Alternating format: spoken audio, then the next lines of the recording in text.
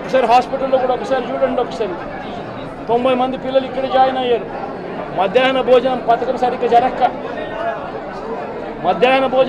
సరిగ్గా జరగడం లేదు.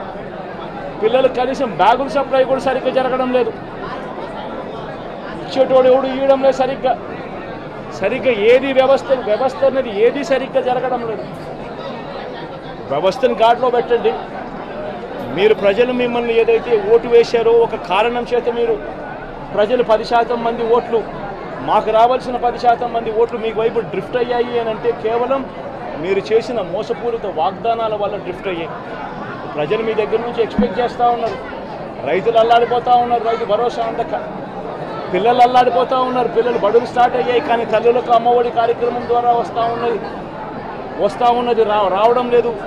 తల్లులు ఎదురుగా ఆశగా ఎదురు చూస్తూ ఉన్నారు. వాళ్ళని చూసుకోండి.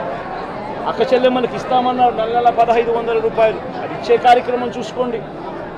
ఇంటింటికి ఉద్యోగం అన్నారు, ఉద్యోగం ఇవ్వకపోతే 3000 రూపాయలు ప్రతి ఇంటికి నిరుద్యోగ వృత్తి అన్నారు. ఆ పిల్లలందరూ ఎదురు చూస్తూ ఉన్నారు, మీరు ఎప్పుడెప్పుడు ఇస్తారు 3000 రూపాయలు నిరుద్యోగ వృత్తి అని. అది చూసుకోండి.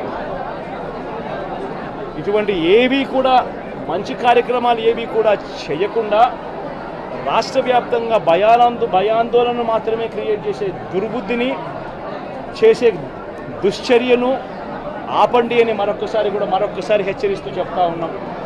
శిశుపాలను పాపాలు పండినట్టుగా వేగంగా జరుగుతూ ఉన్నాయి. తన పాపాలు పండడం అన్నది కూడా తను మర్చిపోదని సందర్భంగా మరొకసారి చెప్తా ఉన్నాం.